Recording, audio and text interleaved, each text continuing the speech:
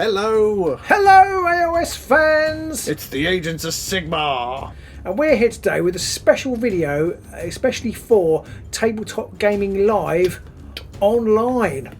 Yes, we were meant to run a little Warhammer Underworlds event at Tabletop Gaming Live at the Alexandra Palace this weekend. Yeah. Sadly, well, we all know why, but it's not running. But there is this amazing online event going across all the exhibitors and what have you, are all doing all different things, and we've been asked to do a couple of videos, and this is one of those. This is our potted guide to the Beastgrave Warbands. Yep. So Pete and I, we mostly make YouTube content based on Games Workshop's tactical combat game with cards, Warhammer Underworlds, and there's been 3 seasons of this so far, and the 3rd season is Beastgrave, and it's by far the best yet, I would say. Would you agree, Pete? I think so. I think it's definitely the best one out there so far. They've really nailed it down. But for those of you who don't know what the game is or don't know anything about the miniatures or whatever, we thought we'd run down the Warbands for you.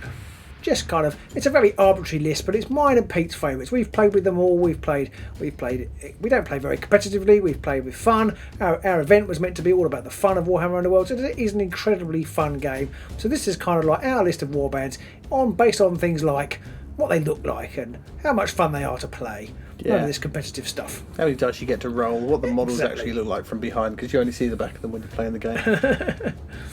So then, Pete, what's your least favourite of the Beastgrave Warbands? I think for me it's got to be Ripper's Snarlfangs. I have to say, I'd agree with you there. I had high hopes. One of my first ever Citadel miniatures back in the 1850s was a goblin on a wolf rider.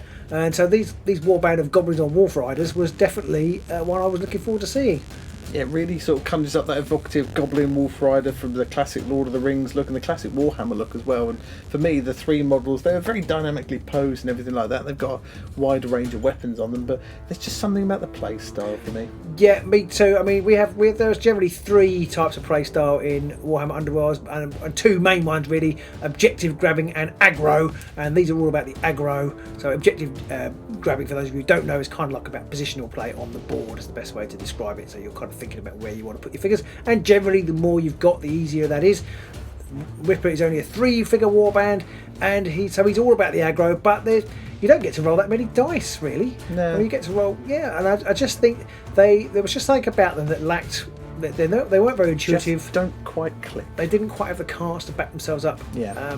So they were our least favourite. Yeah, and then coming at number 7, Robin? Number 7 is the Crushers. Crushers. I almost wonder, Pete, whether we just like warbands with lots of figures, because Crushers is another 3-man warband. Yep, you got your Aurochs there, GW's classic take on the orc stereotype, as it were, and these ones are called Brutes, and they're wearing great big armour plates, and the models themselves are fantastic. Now, see, that's interesting you say that, because one of the reasons I put them so far down the list is that they are probably my least favourite models of the entire set of Beastgrave.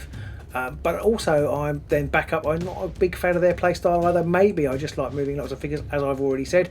But for me, they're aggro-ish. They're almost too good. But they just, I don't know, just something about them leaves me a bit cold. Well, there we go.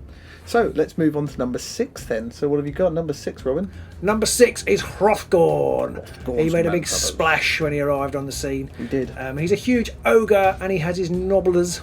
Yep. Nobblers sounds a bit rude, but are in fact just Games Workshop's kind of version of goblins, I believe. Pretty much. They do have regular goblins, and these are just another version of And that these are kind of irregular goblins then, I guess. thing. Yeah, and he also has his saber cat, which isn't called Battle Cat, sadly. It's called Thrafnir. Thrafnir, and he has a trap. Now, I have to say, the trap was enough for me to elevate it further up the list, but this was, you particularly didn't like Hrothgorn, Pete. So Yeah, I always find that I'm not a big fan of warbands, because there's only 5 fighters in this warband, and 3 of them aren't particularly great because they're the little noblars. They're pretty diminutive, and they probably die quite easily. Well, they do die quite easily.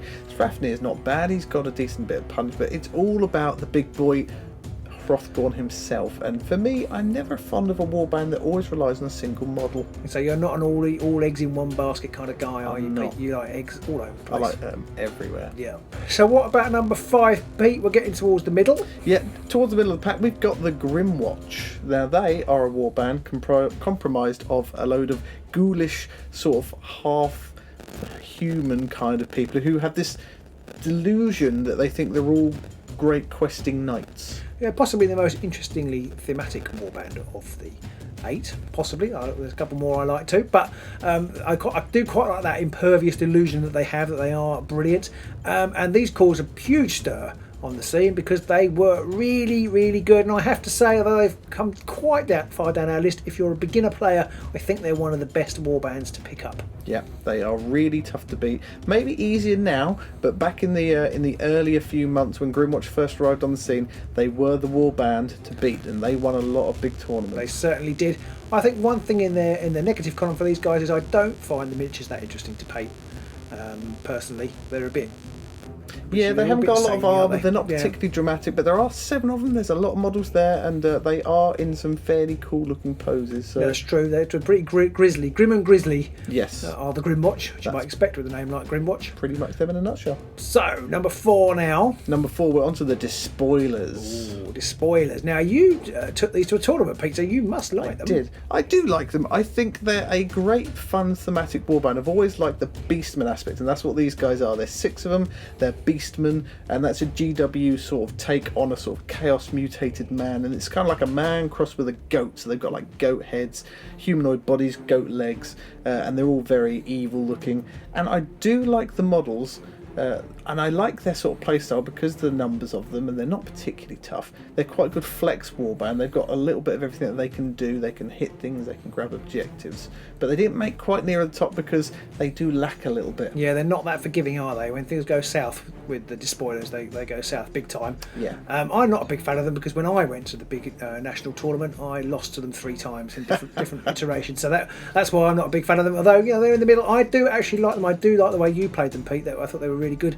They are one of those warbands that reward repeat plays and can be played in many different ways. Yeah. And that's why I like them. And I think they were really good inclusion in the Beastgrave starter box. Yeah. So if you buy the Beastgrave starter box, you get them straight off the bat. You do. So we've got now into our top 3, I believe. The top 3. Okay, so third loser, Pete, is the Wormspat. The Wormspat. Now you had massive hopes for these. I mean, if asked before they'd arrived, we'd have said these were going to be your number 1 warband. Yes. So why did they not quite make it to the top? So the models themselves are fantastic, but they do have one issue in that they're only a 3-fighter warband, which makes them a bit hard on the board to control because you have to be careful about where you place them. The minute you lose a fighter, you're in a lot of trouble because you've only got 2 left. Yep, and I think we were expecting some sort of plague-like feculence across the board. For those of you who don't know, they're a Nurgle warband who's kind of the god of plague, and that they do have that kind of stuff, but they weren't quite as disgustingly resilient or putrefying as we thought they might be, were they? No, they weren't. Their cards were a bit lacking, and to play them well, you basically don't use any of the sort of stuff that they came with out of the box. You use a lot of other cards, which isn't to say that they're bad, but it just lacked a little bit of flavour for me. One thing I did like about these guys, and one of the reasons they placed so high up for me, was the fact that they are so good for the community.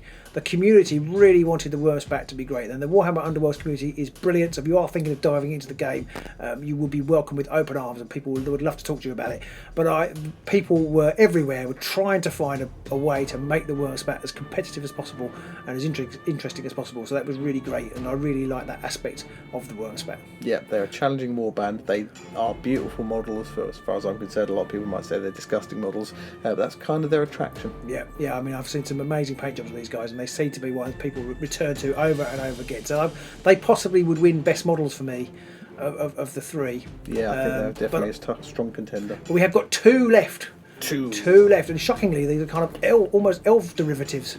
They are, yeah. So number 2, the runners-up in our random poll of us two. Of us two, yes, is the Wild Hunt. The Wild Hunt. Now these were also in the starter box with the Despoilers. Yeah. And they were a whole new race that we've never seen in AOS before, although they were still from elves. They were Knothi trackers. Knothi hunters. They're kind of a bit like an elf mixed with a sort of goat again, and there's kind of a bit of a horse, maybe. A satyr kind of vibe there. There's definitely one that's a centaur. So yeah. One of the reasons that I love them, and I know I've just said the Wormspat might be the best models, but I love the dynamism of these models. They're all running fast. There's a guy with a spear, the centaur with a spear, and there's a guy jumping over. Actually, just jumping over a puddle, which doesn't sound very exciting, but it's very, very. It's a very beautiful model, and I really liked it. I really enjoyed painting them, and I think they are just kind of about what Warhammer Underworld should be about: slinging dice, charging all over the board, and doing stuff. And they have a guy who blows a big trumpet as well, which you never really not like. Yep, and they come in the main box, as Robin said, so you get them alongside the Despoilers. They're another fun warband to play. You can do a lot of things with them. They excel at being offensive again, but there's enough bodies there that you can try and do a bit more placement and objective grabbing if you want. And overall, they're another good, flexible warband to try out for a new starter. Absolutely. So the number one warband then is one of the newest ones, so it's perhaps a little bit, we're just choosing the new toys, but it's Morgwaith's Blade Coven, who are Daughters of Cain, otherwise known as Dark Elves. And Witch Elves, yes, yeah, that's true. And they are, well, I have to say, I haven't played a huge amount with them, but for me, they are the most thematic warband of the group. They've got some great little cards that go with their warband. The models, I think, are by and large brilliant. There's 5 of them. They've got a woman who's half woman, half snake, and that kind of says it all, really. And I just think they are just really, I won't say necessarily fun to play, but they're really enjoyable to play, and again, you can build them in different ways, and they're very quick. I think that's what it is. I tend to have picked the 2 warbands that move the fastest, so maybe that's what I like. Yeah, I definitely think they added dynamism again, and we've used that word already, but they add a speed to the game. They add that element of, the flexibility. They can do anything, they can get anywhere, they can do whatever they like, and I think overall the models themselves, they are fantastic. They're some of my favourite ones. The last 2 warbands, Crushers was the other one. Both of them have some fantastic models in there, really are great to look at. But the cards, like you say, for Morgwaith, they do have some brilliant cards as well that kind of really back up what they're all about. And the Witch Elves, for anyone who doesn't know the whole GW spiel about them, is they're basically a bunch of female elves which are all out to kill people, sacrifice them to their dark gods and all that kind of thing. So they're pretty bloodthirsty, despite the fact they might run around in chainmail bikinis. So they really are dangerous. They are. I mean, I have to say, I saw somebody running towards me dressed as a Daughter of Cain, I'd probably run in the other direction. Especially if it's me. Yeah, definitely. And yeah, they're really good fun, and they add, they like Peter's, they add a great thematic sense to the game, and I think the Games Workshop have had good success, I think, in bringing the theme of their cards to the warband. But I think the Blade Coven are head and shoulders above the rest. That's only because they're standing on the corpses of their opponents. Oh. Yes, so that's it. That is our entirely non-scientific rundown of the warbands in Warhammer Underworlds Beastgrave. If you've played the game, do let us know in the comments below which your favourite is. You don't have to give us all 8, just let us know your top 3. Yeah. And if you've never played the game and you've peeked, but do check out our other videos on here. We've got loads, and you can say which ones you like the look of the most, and always drop us a line. We're on Facebook and we're on YouTube, and we're happy to answer any questions that anybody's got about the game.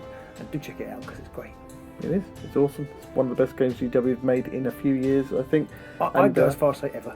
There you go. Ooh, there you go.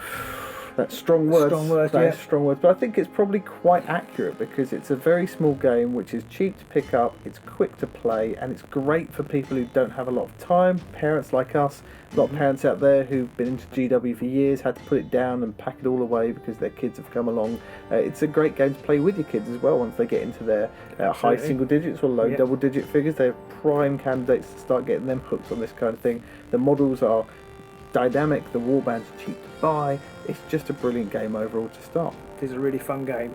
So I hope you enjoyed this video, and I hope you're enjoying the rest of Tabletop Gaming Live online. We'll put all the links and things to the event below, and yeah, just do check us out, and do check out more Tabletop Gaming Live online. And we'll see you soon in the Beastgrave. Bye. Bye.